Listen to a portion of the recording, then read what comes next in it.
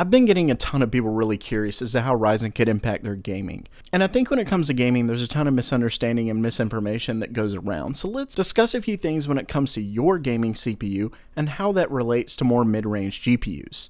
Stay tuned.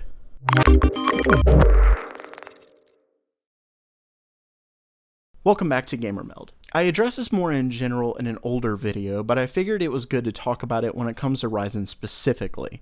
One misconception a lot of people are having, coupled with all the talk of gaming performance, is a CPU's importance in gaming. And yes, I know I talk about it as well, but we all love faster and better performance, etc. But not everyone has a 1080 Ti to see their CPU's expected performance with their GPU. So here's the thing. At a very basic level, computers are a network of components made to perform tasks.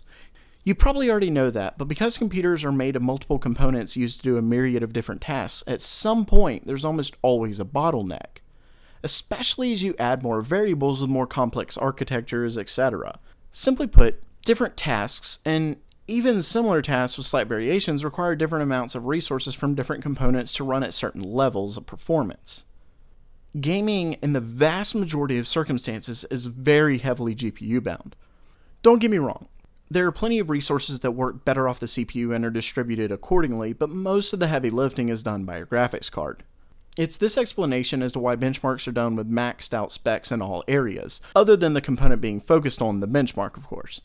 For example, most all Ryzen benchmarks, and Intel of course, show the CPU running against the 1080 or 1080 Ti. Now, with the explanation, it's understandable why, but this makes it a little confusing to users on the importance of certain components over others. This brings me to specifically gaming with Ryzen. The simple fact is that gaming is so heavily dependent on your GPU that in the vast majority of cases, a mid-range GPU will be the bottleneck long before your CPU. And the lower the GPU's power, the less the CPU matters, or should I say the less chance your CPU will be the bottleneck. Obviously, there are certain exceptions to this. For example, I really wouldn't go as low as dual core on any gaming rig, especially if developers begin pushing for more heavily threaded environments and CPUs. Then, some games are simply far more CPU bound than others, but those are typically the exceptions. To visualize what I'm saying, let's go over a few benchmarks done by TechSpot, originally made to simulate the 1500X and 1600X, but don't even worry about that part. Me using these is the lack of many benchmarks having lower end GPUs when comparing Ryzen and Intel. So if we take the game that Ryzen did the absolute worst in over these benchmarks using a 1080 Ti, you can see it's a big difference between Intel and Ryzen. Now, don't freak out. This difference, I think, more boils down to poor optimization for Ryzen, but the actual performance at this level isn't really my point. The point is that even when you move from the 1080 Ti to as high as the 1070, which is certainly not a low-end GPU, you can see the difference nearly disappears. At least anywhere near the extent it was before. And then once you move to the 1060, the differences are completely gone.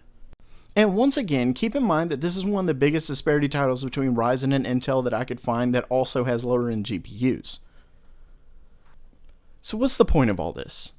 Ultimately, when it comes to strictly gaming, CPU simply isn't as important as your GPU, unless you have the highest end GPU or, of course, a much less demanding game, which at that point your FPS is probably so high it won't matter then either. It really just doesn't make a huge difference. Now, could this change?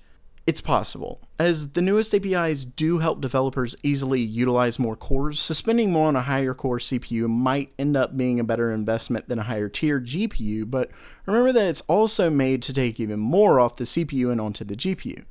So even if the difference is there, it probably won't be enough to push the CPU over the GPU.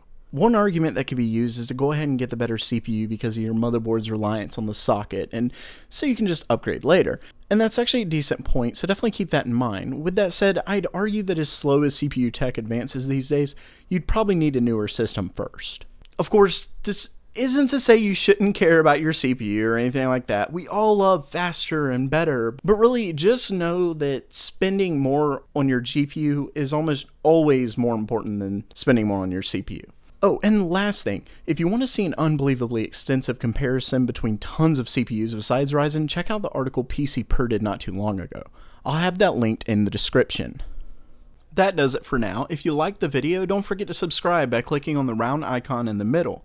You can check out the most recent video and suggested video to the left. Thanks so much for coming, and as always, have a great day.